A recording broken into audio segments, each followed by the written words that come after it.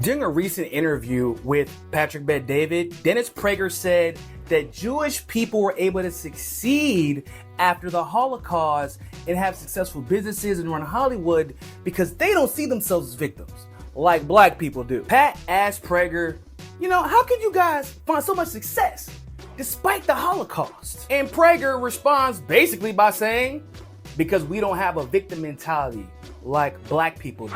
What values and principles helped Jews pretty much own Hollywood, do well in business, do well in life?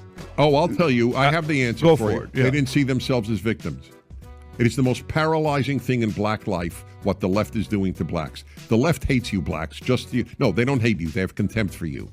Telling you you're a victim is paralyzing.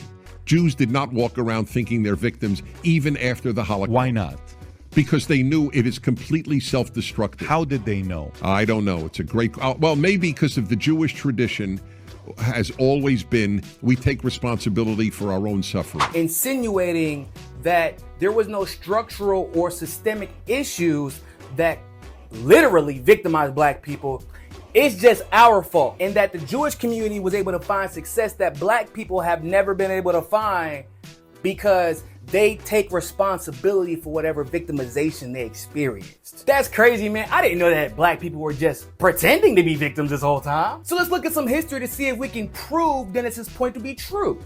Oh, before the Holocaust even happened, black people had not one Black Wall Street, but multiple Black Wall Streets all over the country. The most notable, of course, is Black Wall Street in Tulsa, Oklahoma, where there was a race riot that only led to the destruction of all of the businesses of the black wealthy elite of the state. Oh, and then the National Guard, sanctioned by the federal government, came in and just started shooting up black people. And what was super weird about that? That National Guard group that came in and killed all those black people somehow managed to not kill the white people and managed to not destroy their businesses. But I guess those black people only think they were victims. Oh, and then there was the Rosewood Massacre of Florida in 1923, where they massacred a bunch of people and destroyed their business district as well. Oh yeah, and then there was the destruction of Black Wall Street in Chicago of 1919, where 300 black people were massacred and their business district was destroyed. In fact, if Prager did his research, he would know that in the Roaring 20s,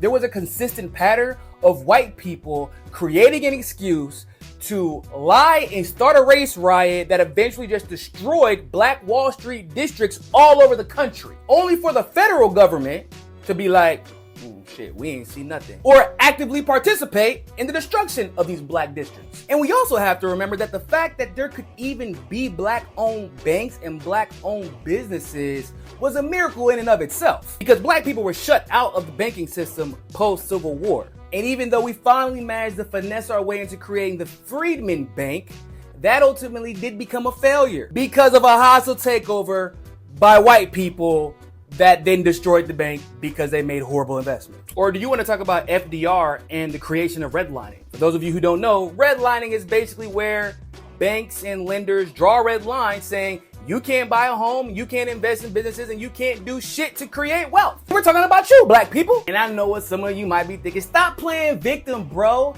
The Fair Housing Act of 1968 ended all of that. Oh, that's interesting because the last case of redlining was actually settled in February of 2024 from a lawsuit in 2023. And that's just one of the many cases of redlining that have been prosecuted since the law has been passed. And those are just the cases of redlining that we're aware of.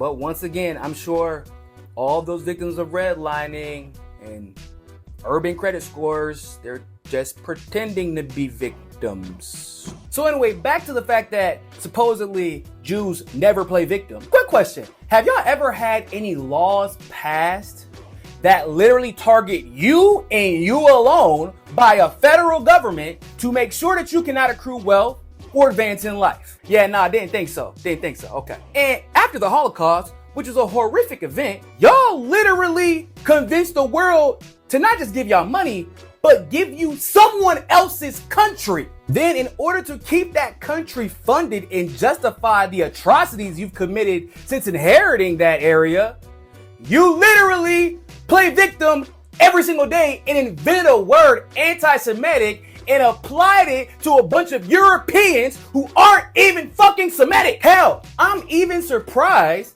that when PBD said, yeah, y'all run Hollywood, that you didn't throw a fucking fit. Because every time someone else says, yeah, man, Jews pretty much run Hollywood, y'all like, oop, anti-Semitic. Now, you can't say that. You can't say that. And the ultimate irony of it all, as you motherfuckers are bombing actual Semitic people, you scream anti-Semitism if we say something about it. I mean, let's keep it a band. Y'all motherfuckers will scream never again, never forget, forgetting the fact that in the Congo, right now, there's a genocide happening that Israel is helping to facilitate, and y'all are quiet. Because of the race of the people, it is affected. No one in the history of the world has been able to play professional victim better than Zionists. I mean, somehow, black people in the United States are still paying reparations to Jewish Zionists in Israel when we ain't got our fucking reparations for slavery. We didn't even get our reparations for Jim Crow that only ended in 1968. Bro, my mom is 55 years old.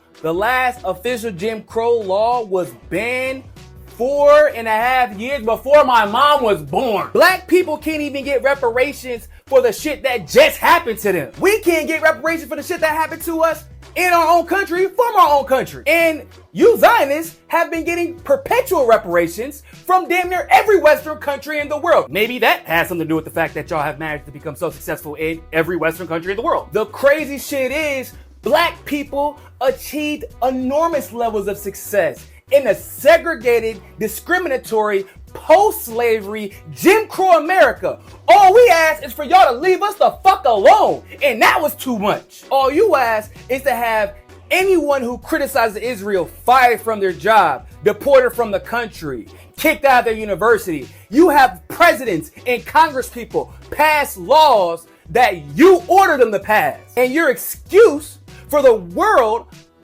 being okay with this is that you guys are the victims and still the victims and will forever be the victims because of some shit that happened in 1940. The difference between y'all and us is that the government pays y'all bills and the government robbed us of our success and our wealth.